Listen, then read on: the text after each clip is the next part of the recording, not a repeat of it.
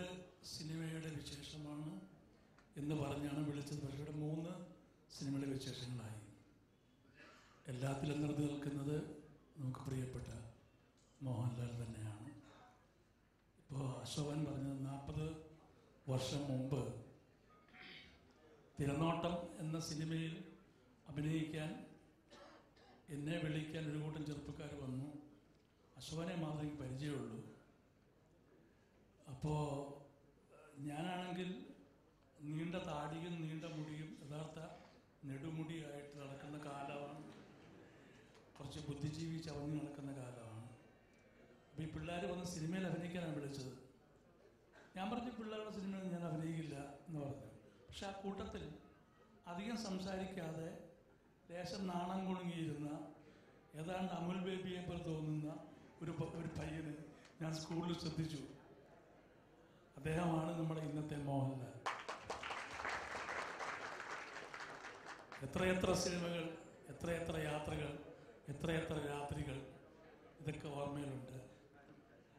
ലാലിൻ്റെ വീട്ടിലേക്ക് ചെന്നപ്പോൾ ലാൽ മോനെ വിളിച്ചു, അപ്പോ എന്ന് വിളിച്ചപ്പോൾ ഒരു സെക്കൻഡ് കഴിഞ്ഞിട്ട് 2 കൈ കുത്തി കാല് മുകളിലേക്ക് ഇങ്ങനെ കറങ്ങി ഒരാൾ പ്രത്യക്ഷപ്പെട്ടു. അതാണ് ഇതായിരിക്കുന്നത് പ്രണവ് മോഹൻലാൽ.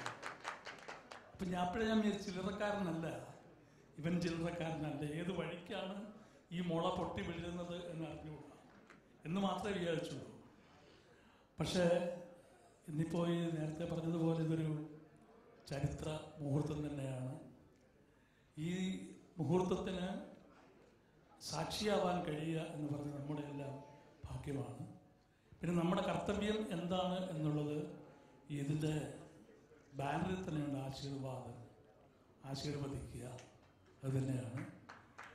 ഈ മോഹൻലാലിനേക്കാളും പ്രണവിനേക്കാളും കൂടുതൽ കാലം ജീവിച്ച ഒരാൾ എന്നുള്ള നിലയ്ക്ക് എൻ്റെ എല്ലാ ആശീർവാദങ്ങളും അവരുടെ സംരംഭങ്ങൾക്ക് ഞാൻ അർപ്പിക്കുകയാണ്. ഒരു കാര്യം മാത്രമേ ഉള്ളൂ, ഇപ്പോൾ പ്രണവ് മോഹൻലാൽ എന്നാണ് മോഹൻ അറിയപ്പെടുന്നത്. അത് വെച്ചാൽ മോഹൻലാലിൻ്റെ എന്ന് പറയുന്ന വൻമരത്തിൻ്റെ താഴെ നിൽക്കുന്ന ഒരു കുട്ടിയാണ്. നാളെ അടുത്ത വർഷം നമ്മൾ അറിയുന്നത് ഈ കുട്ടി ഒറ്റയ്ക്ക് നിൽക്കുന്ന കാഴ്ച. മോഹൻലാലിൻ്റെ കെയർ ഓഫ് ഇല്ലാതെ ഒറ്റയ്ക്ക് നിൽക്കുന്ന പ്രണവിനെ നമുക്ക് കാണണം. അതിനുള്ള എല്ലാ അനുഗ്രഹങ്ങളും നമ്മൾ അർപ്പിക്കുന്നു. നമസ്കാരം.